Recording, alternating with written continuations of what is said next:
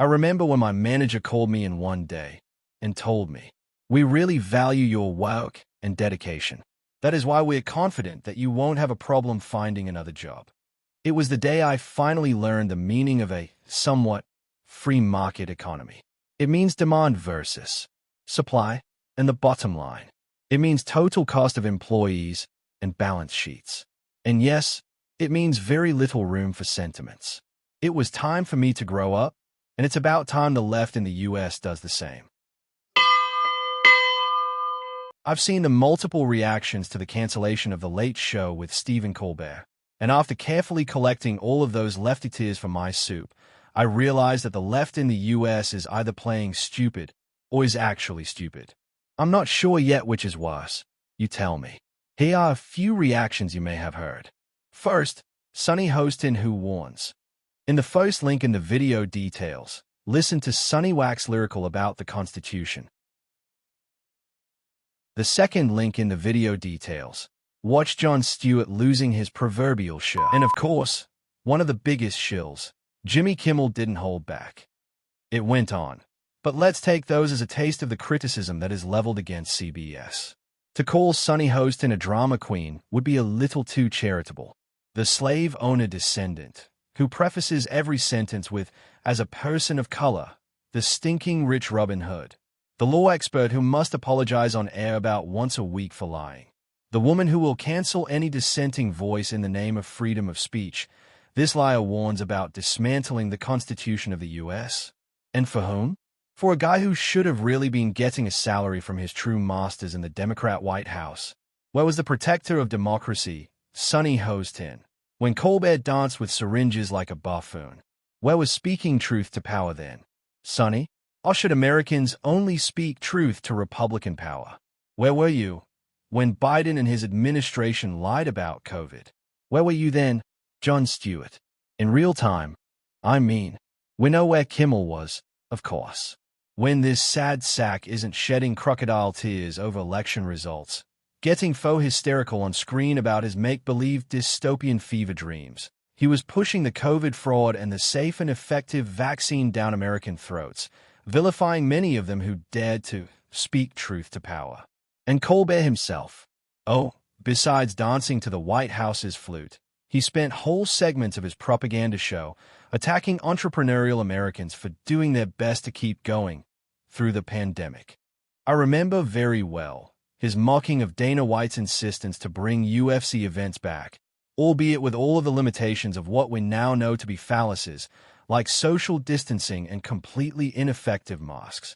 I wonder, why are they all panicking over this show getting off air? Perhaps it's because they stopped being funny, if they ever were, a long time ago, and became shills for the Dems, and now are running scared the same will happen to them.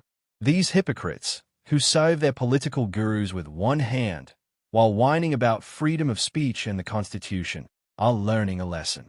What is it? Soon. First, let's talk about pants. It's all in the genes. Then, of course, we had that Sydney Sweeney outrage.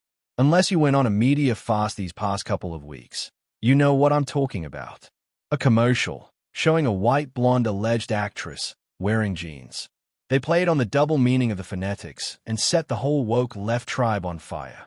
Meltdowns like the ones we witnessed online rivaled only those surrounding the election of Trump as president. Racism, eugenics, and the obligatory Nazi propaganda were only some of the terms thrown at American Eagle by insecure, and let's face it, mostly unattractive, professional virtue signalers.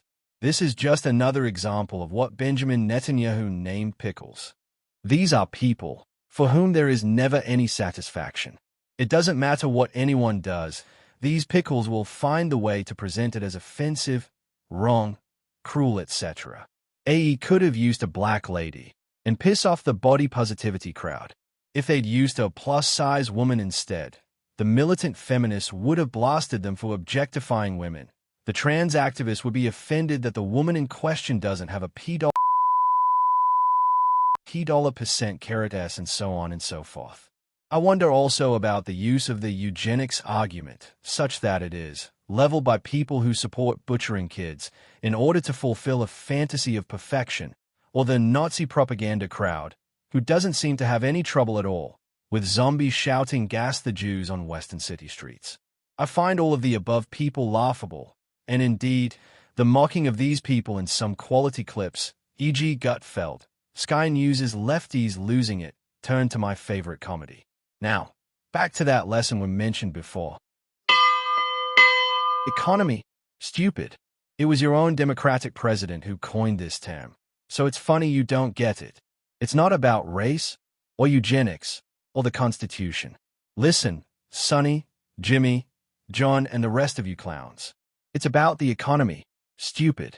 Removing a useless show like Colbert's from the air is a no-brainer.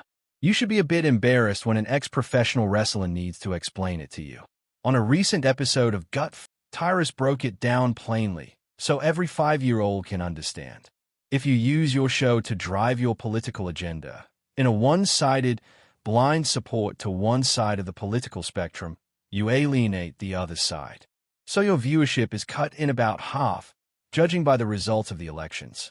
If you further decide to go all the way to the extremities of progressivism, you cut that viewership pie down significantly. What you end up with is a show that costs oodles of dollars, that cater to a small niche crowd. Demand versus supply. Stephen, if what you offer doesn't have demand, you lose money. Now, CBS may be many things, but apparently they are not quite suicidal. They see the trend. They look at the balance sheets and see that this show is losing reportedly around $50 million in a year. And that is why, Stephen, your stupid show got canceled. The same applies to American Eagle. They realize that, in order to actually make money, they need to, sell their products. So, they did what every successful company did, up until about 5 minutes ago, and put out a commercial that appeals to the normative man. They use the oldest trick in the book, a good-looking woman who looks good in their jeans. Men traditionally are attracted to good-looking women, and let me tell you, we don't really care of what color. Women know that men do.